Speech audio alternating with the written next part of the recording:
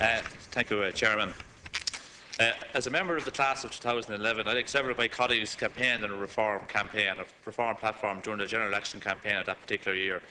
And since I've been honoured and privileged to be given the opportunity of representing the constituency of Carlow Kilkenny, I have discovered that reform of this Dáil and indeed institutions around here are more than essential.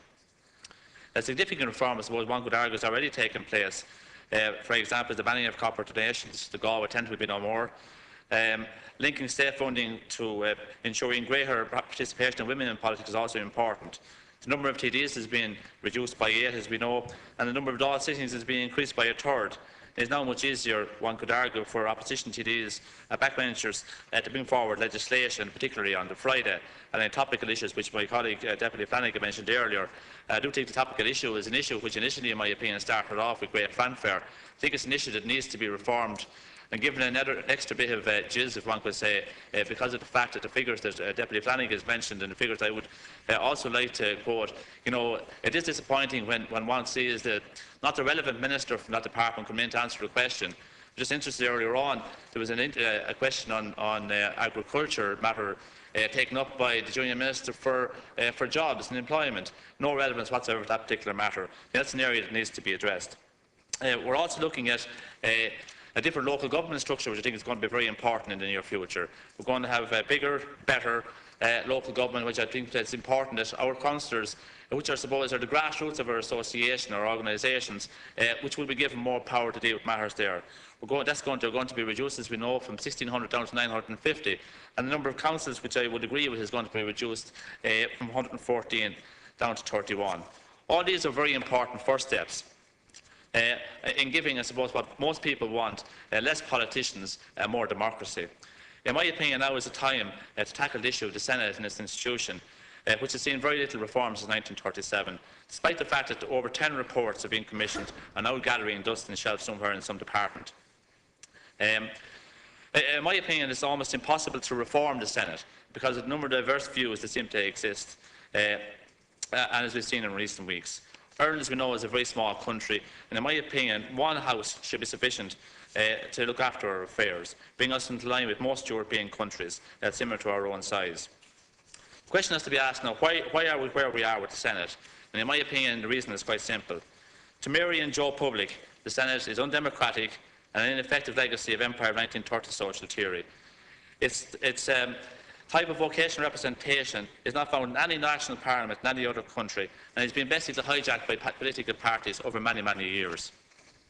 I've said earlier, there have been a number of proposals in recent weeks, such as the Quinlan's opponent bill to reform the Senate, which were launched with great fanfare. Ironically, launched by some people who have served in the Senate for many, many years, and over that particular time also served in government, did very little on the reform issue themselves. In their bill, Quinlan's opponent are proposing yet again a vocational system, a university system, and yet again 11 to be selected or nominated by the Taoiseach of the day. In my opinion, nothing very earth-shattering or democratic about this, and I believe we're just going to end up with the same old type system with the same type people in the Senate. No disrespect to anybody involved at all. And I feel as the people of Ireland are given the opportunity to have their say in the future of the Senate. Proper debate on what we're going to replace it is very, very important and is essential. As I said earlier, I believe that the radical reform as to how we do business in this House is essential. In my short term here, I believe that the committees are the most underused structure in the House here. I've seen first-hand from the committee I'm involved with myself, the Agriculture Committee, the amount of very valuable work that's taken place there, and I feel that this must be the way forward. A short while ago, my colleague, Deputy Owen Murphy, published a document about reforming the Dáil system. I think it deserves a lot of praise and a lot of attention, and deserves a lot of scrutiny over the next period of time. And I'd like in particular to deal with a number of sections that regard the committees. I was at the outset, while I accept the democratic decision of the Irish people in a referendum over 18 months ago with regard to committees, I think it was very regrettable that the decision was made with regard to not giving the committees more power. I do think it would have been very important for a step. As I said, I do think the committees are very, very important. A lot of talk has been made about 4 days sitting in the Dáil here becoming the norm. I believe and I would propose that one of those days should be set aside for committee work entirely. so that we can have rather than running from the Dáil, from a vote here to the Dáil chamber, back to the committee, going from one committee to the next. I think in order for it to be very beneficial and more beneficial, we should have one dedicated day to that. I do also, within the committee system, I think the removal of the whip is essential. As I said also, a lot of very valuable work is done cross-party in all aspects of it. For example, in the committee, the Agriculture Committee, we have done a lot of work with Quilta, which has resulted today in the decision that has been made regarding not the sale of the forest rights of Quilta. A lot of very valuable work in preparation of that has been fed into possibly the decision today. We've done a lot of work with the relationship between the supermarket, large supermarkets, and primary producers, which will end up in a report being published in the next period of time. But if we had more powers at committee level, we would be empowered to bring in only one at the supermarkets who hadn't got the audacity to come into us.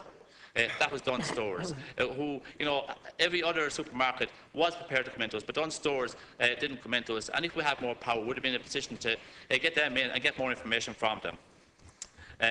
I think the committees can act as a check and balance matter for the future. I also think it's important that the committees would be in a position to report back to the Dáil here as we go forward in that particular day that should be set aside for it. Another matter of reform I think that we should have as regards the order of business that we have here on a daily basis. In my opinion, it is farcical that we spend a half an hour asking the Taoiseach or the Tánaiste, who may be here before us today, about a particular matter of legislation, when all we have to do is look in the book or read the list and we find out or make a phone call and we have that information. That's a waste, in my opinion, of that half hour's Dáil business when we could be doing something more valuable. With regard, I suppose, moving on, with regard to what we have, the different party views in this matter, with regard to Fianna Fáil, I note in their manifesto 2011, they were very much in favour of abolition in the Senate. Now, for whatever reason, one would have to wonder why they've changed completely. As regards the main proponent of the Senate in its present form, the former Deputy MacDougall, he referred to the Senate as somewhere between a creche and a convalescent home not that long ago. So one wonder what has changed his mind since. So just to conclude, Chairman, I would like to support this bill. I think it's an important first step, but I do look forward in particular to the reforms of this Dáil that are going to take place so that we can make it a more valuable place for the future. Thank you.